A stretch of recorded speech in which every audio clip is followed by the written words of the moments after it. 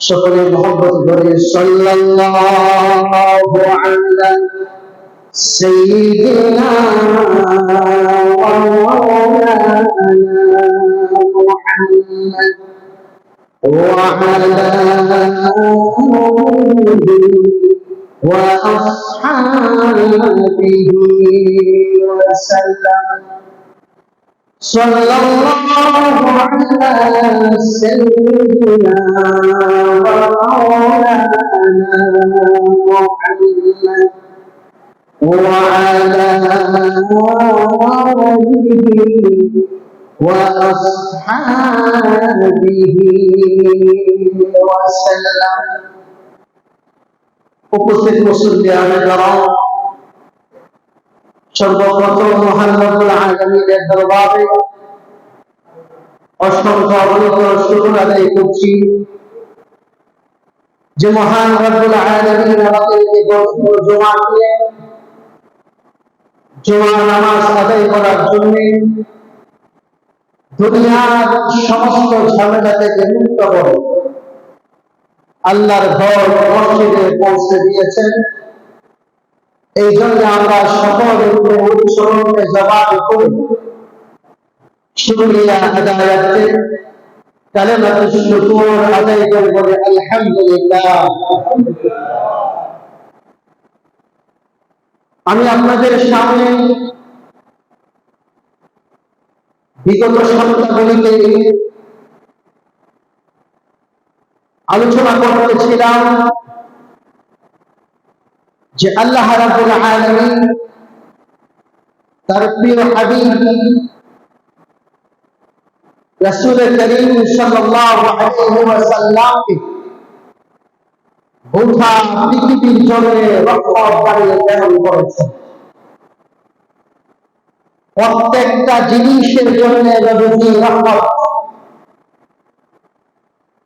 অনেকগুলো আলোচনা করেছি। রাসূল করিম সাল্লাল্লাহু আলাইহি ওয়াসাল্লাম বদদুআ সেটাও নেক দোয়ায় পরিণত করে দেওয়া হয়েছে। সুবহানাল্লাহ। নবীজি আল্লাহর কাছে প্রার্থনা করেছেন, হে আল্লাহ, আমি যদি কারো জন্য বদদুআ করে ফেলি সেই বদদুআটা তার জন্য নেক দোয়ায় পরিণত করে দিন। সুবহানাল্লাহ। আমার সেই বদদুআটা নেক দোয়ায় পরিণত করে দিন, তাকে রহমত দান করি এবং তোমার নৈকট্য জানিয়ে দিই। সুবহানাল্লাহ। তাহলে নবীজির বদদুআও নেক দোয়ায় পরিণত হয়ে যায়। সুবহানাল্লাহ। নবীজি প্রত্যেকটা জিনিসের জন্য রহমত। পৃথিবীর প্রত্যেকটা বস্তু প্রিয় নবীর সত্তা থেকে রহমতের অংশ পেয়েছে। রাহমাতুল লিল আলামিনের সত্তার রহমত, সত্তা থেকে রহমতের অংশ পেয়েছে। রাসূল করিম সাল্লাল্লাহু আলাইহি ওয়াসাল্লাম ছোটদের জন্য রহমত, বড়দের জন্য রহমত। সুবহানাল্লাহ বলেন। রাসূল করিম সাল্লাল্লাহু আলাইহি ওয়াসাল্লাম ارشاد করেছেন, মান লাম ইয়ারহাম সাগীরানা ওয়া লাম ইউওয়াক্কির কাবীরানা ফালাইসা মিন্না। নবীজি বলেন, আমার উম্মতের মধ্যে যে ছোটদেরকে স্নেহ করে না, ছোটদেরকে বাচ্চাদেরকে মায়া মমতা করে না, স্নেহ করে না, এবং যারা বড় রয়েছে, যারা মুরব্বী রয়েছে, বয়স্ক রয়েছে, তাদেরকে সম্মান করে না, সে আমার দলের অন্তর্ভুক্ত না। তাহলে নবীর শিক্ষা হলো ছোটদেরকে কি করতে হবে? স্নেহ করতে হবে, ছোটদেরকে মায়া করতে হবে, মহব্বত করতে হবে। আর বড় যারা আছেন তাদেরকে সম্মান করতে হবে। ঠিক কিনা জোরে বলে? বর্তমানে আমাদের সমাজে এগুলো নাই, আস্তে আস্তে উঠে যাচ্ছে। হ্যাঁ, ছোটরা মুরব্বীদেরকে সম্মান করে। এই আদব কায়দা আস্তে আস্তে উঠে যাচ্ছে। তাহলে নবীজি ইরশাদ করেছেন যে ছোটদেরকে স্নেহ করতে হবে, আর যারা বড় আছেন তাদেরকে সম্মান করতে হবে, এটা আমাদের শিক্ষা। তাহলে ছোটদের জন্য নবীজি রহমত, বড়দের জন্যও, আর যেটা বলেন বড়দের জন্য রহমত। ঠিক তেমনি ভাবে রাসূল করিম সাল্লাল্লাহু আলাইহি ওয়াসাল্লাম জিনদের জন্য রহমত।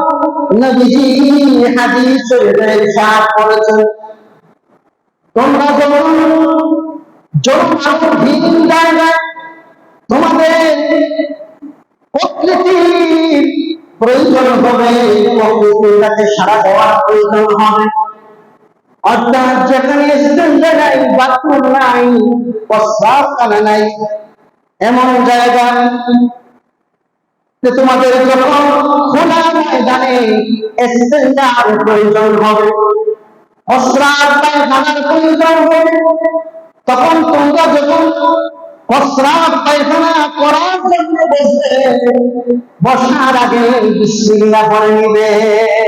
সুবহানাল্লাহ।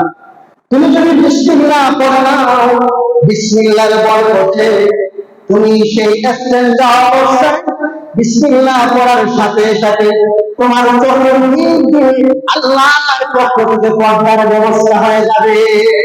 সুবহানাল্লাহ।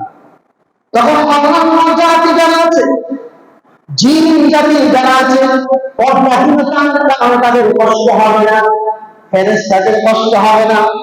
এই জন্য নবীজি বলেন, তোমরা যখন জনমানবহীন জায়গায় খোলা ময়দানে তোমরা যখন ইস্তেঞ্জা করতে বসবে, তখন তোমরা বিসমিল্লাহ বলে বসবে।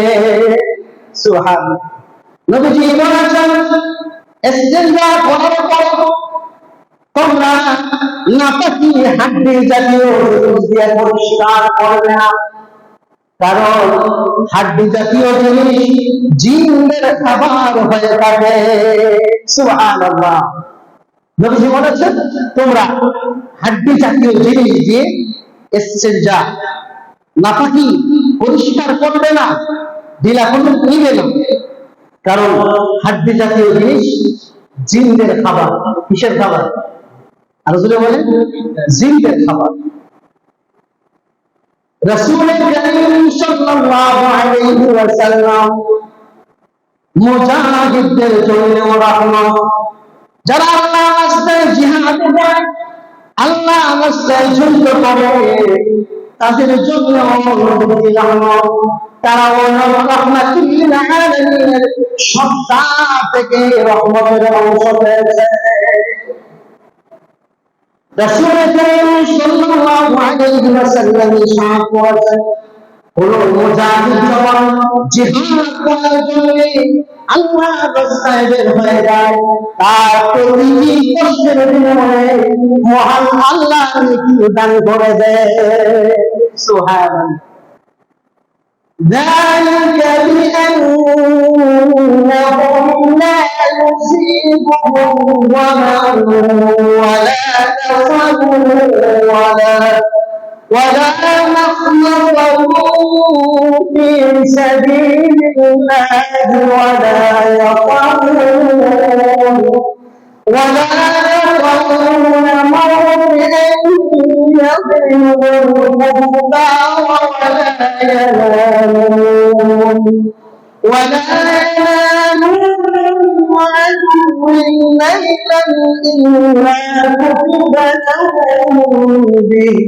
إلا كتب لهم به عمل صالح। আল্লাহ রাব্বুল আলামিন সূরাতুল বাকারার মধ্যে বলেছেন, মুজাহিদ যখন জিহাদ করে, এই জিহাদের অবস্থায় তার যতটুকু কষ্ট হয়, খোদার অবস্থা, খোদার কষ্ট, পিপাসার কষ্ট, যত কষ্ট সে স্বীকার করে, প্রতিটি কষ্টের বিনিময়ে মহান আল্লাহ ওই মুজাহিদের আমল নামায় সওয়াব দিয়ে দেয়। সুবহানাল্লাহ। ذلك بأنهم لا يصيبهم ظمأ ولا نصب ولا يطعون موطئا يغلب الكفار ولا ينالون عدو ليلا إلا كتب لهم به عمل صالح। আল্লাহ রাব্বুল আলামিন সূরাতুল বাকারার মধ্যে বলেছেন, মুজাহিদ যখন জিহাদ করে, এই জিহাদের অবস্থায় তার যতটুকু কষ্ট হয়, খোদার অবস্থা, খোদার কষ্ট, যত কষ্ট সে স্বীকার করে, প্রতিটি কষ্টের বিনিময়ে মহান আল্লাহ ওই মুজাহিদের আমল নামায় সওয়াব দিয়ে দেয়। সুবহানাল্লাহ। মুজাহিদ যখন যুদ্ধ করে, এই যুদ্ধের অবস্থায় রাসূল করিম সাল্লাল্লাহু আলাইহি ওয়াসাল্লামের সাথ করেছেন। এই যুদ্ধের ময়দানে মুজাহিদের শরীর থেকে রক্তের ফোঁটা বের হওয়ার আগে মহান আল্লাহ তার দোষী গুনাহ মাফ করে দেয়। সুবহানাল্লাহ। আমার ভাইরা, রাসূল করিম সাল্লাল্লাহু আলাইহি ওয়াসাল্লাম মুজাহিদদের জন্য রহমত। যখন মানুষের মৃত্যুর সময় হয়, তখন স্বাভাবিক নিয়ম হলো কোন মানুষের যখন মৃত্যুর সময় হয়, মালাকুল মাউত তার রূহ কবজ করে নিয়ে যায়। মালাকুল মাউত তার রূহ কবজ করে আজরাইল রূহ কবজ করে। কিন্তু নবীজি ইরশাদ করেছেন, মুজাহিদের বেলায়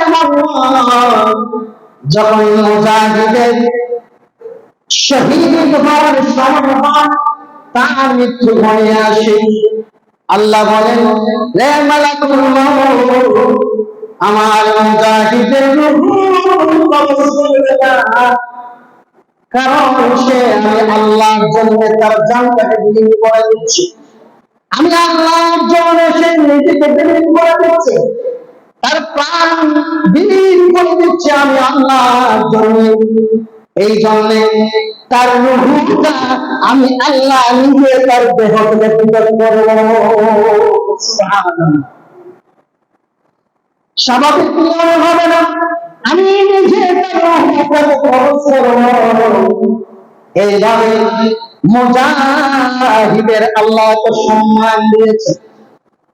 আমার ভাইরা, মানব যখন মারা যায়, সে যত যত ব্যক্তিত্ব নিয়ম হলো মৃত্যুর পরে তাকে গোসল দেওয়া হয়, কাফন দাফন করানো হয়, কারণ সে আল্লাহর সামনে দাঁড়াবে। কিয়ামতের মাঠে মহান আল্লাহর সামনে দাঁড়াবে। সেই জন্য গোসল দিয়ে কাফন দাফন করানো হয়। কিন্তু মুজাহিদের বেলায় নিয়ম উল্টা। আল্লাহ তাআলার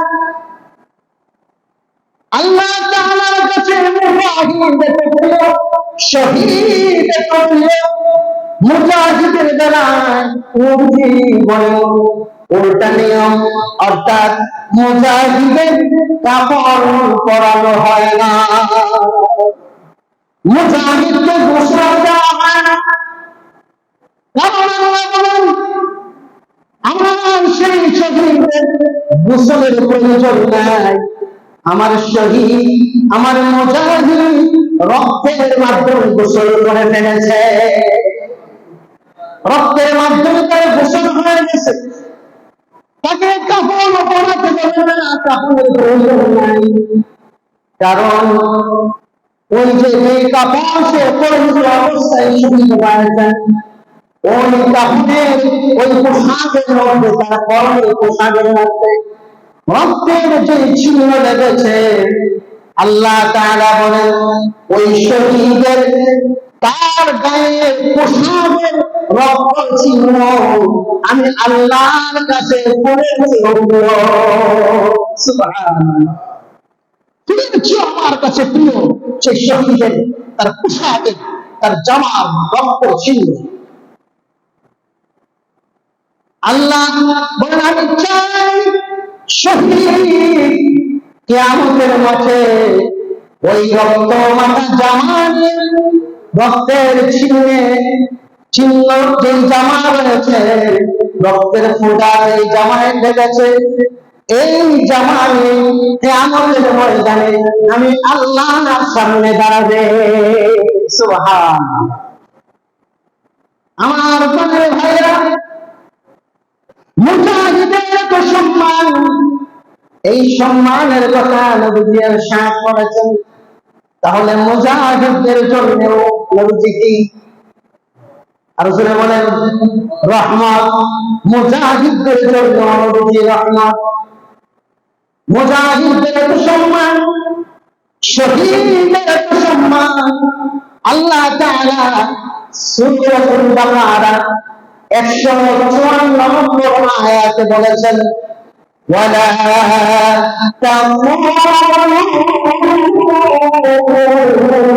লিমান ইউকাতালু ফি সাবিলিল্লাহি আমওয়াত বাল আহইয়াউ ওয়ালাকিন লা তাশউরুন। আল্লাহ বলেন ওয়ালা তাকুলু লিমান ইউকাতালু ফি সাবিলিল্লাহ। আল্লাহ বলেন যে ব্যক্তি আল্লাহ রাস্তায় মৃত্যুবরণ করেছে, শহীদ হয়েছে, তাকে তোমরা মৃত বলো না। আল্লাহ বলেন বাল আহইয়াউ ওয়ালাকিন লা তাশউরুন। শহীদ হলো, জীবিত, কিন্তু তোমরা তা অনুধাবন করতে পারো। সুবহানাল্লাহ। তাহলে সেই জিহাদি তামান্না আছে না আমাদের মধ্যে? জোরে পান না মরতে রাজি না?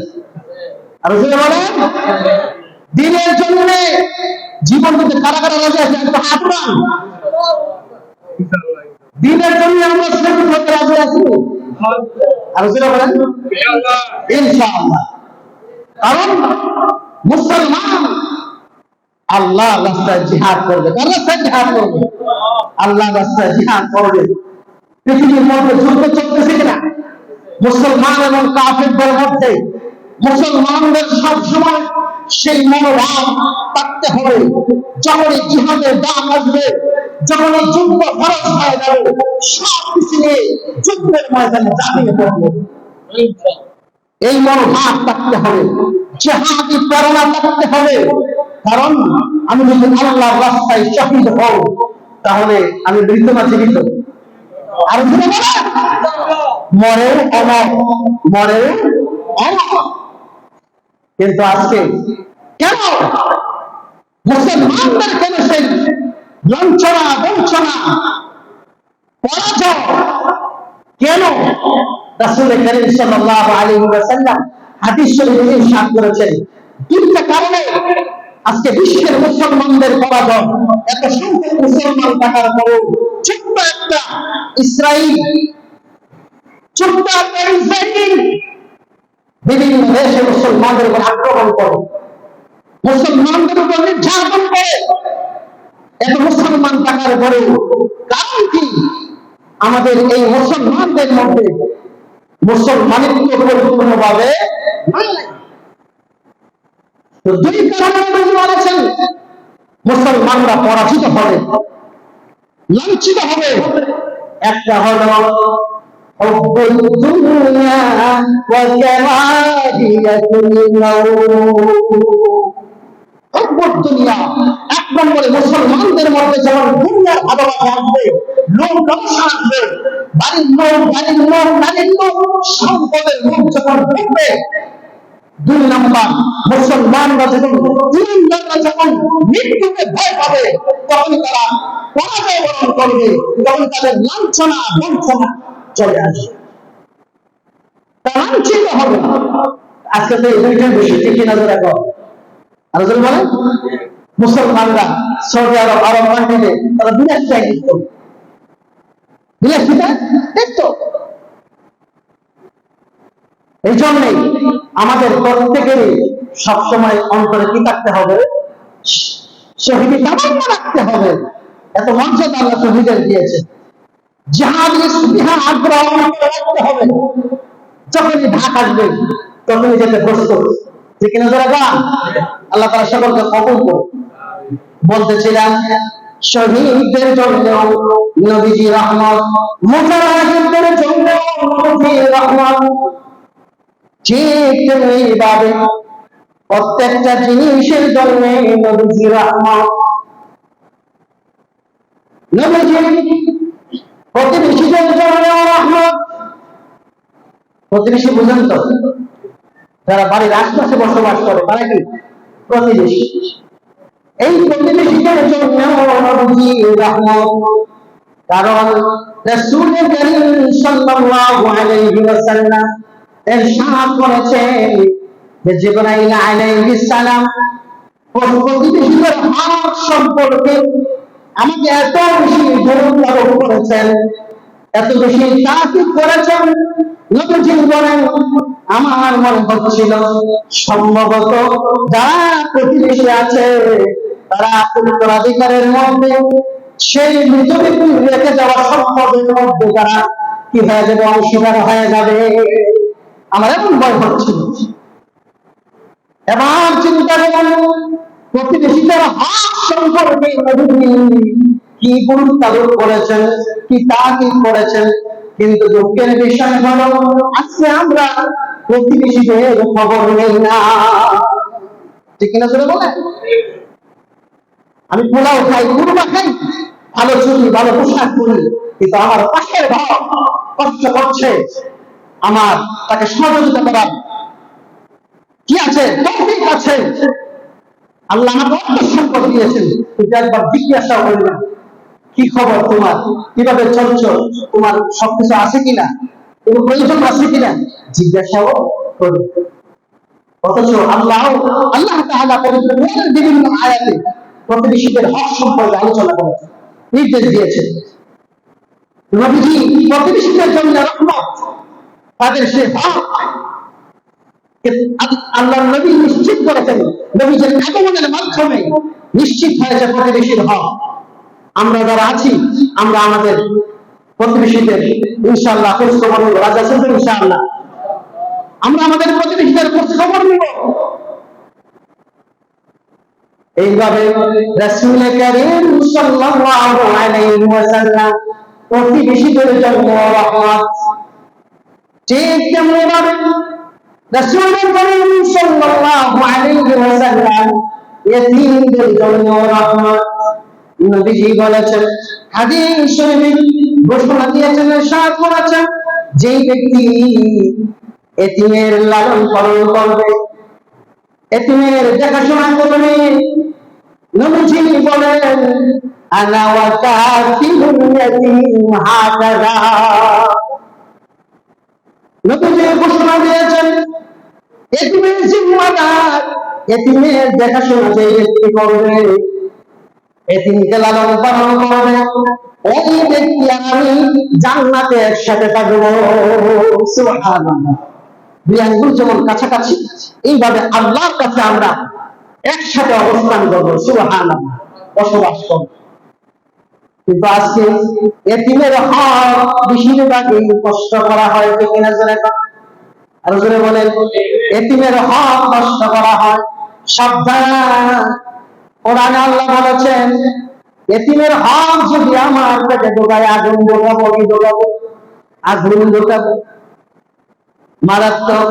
এই জন্য এতিমদেরকে মহব্বত করতে হবে, তাদের দেখাশোনা করতে হবে। আমার মনের ভাইরা, নবীজি এতিমদের জন্য রহমত। বিশুদ্ধ বর্ণনা এসেছে ঈদের দিন নবীজি ঈদের নামাজ আদায় করার জন্য ঈদগাহর দিকে রওনা হয়েছেন, মসজিদের দিকে রওনা হয়েছেন। রাস্তা দিয়ে যাচ্ছিলেন, হঠাৎ করে দেখলেন রাস্তার পাশে কিছু শিশু, ছোট বাচ্চারা খেলাধুলা করতেছে। ভালো উত্তম পোশাক পরিধান করে, নতুন পোশাক পরিধান করে খেলাধুলা করতেছে। নবীজিকে সালাম করলেন, শিশু বাচ্চারা নবীজিকে সালাম দিয়েছেন, নবী সালামের উত্তর দিয়েছেন, জবাব দিয়েছে। আরো কিছুক্ষণ যাওয়ার পরে নবীজি দেখলেন একটা শিশু বাচ্চা চুপচাপ মনটা খারাপ করে বসে আছে। নবীজি জিজ্ঞেস করলেন, হ্যাঁ বাচ্চা, তোমার কি হয়েছে? তুমি কেন মনটা খারাপ করে বসে আছো? কেন চুপচাপ উদাসের মতো বসে আছো? কি হয়েছে, মনটা খারাপ কেন? এবার ওই শিশু সন্তানটা কান্না বিজয় বন্ধ করলেন, ইয়া রাসূলুল্লাহ আমি যে এই শহরের একজন এতিম।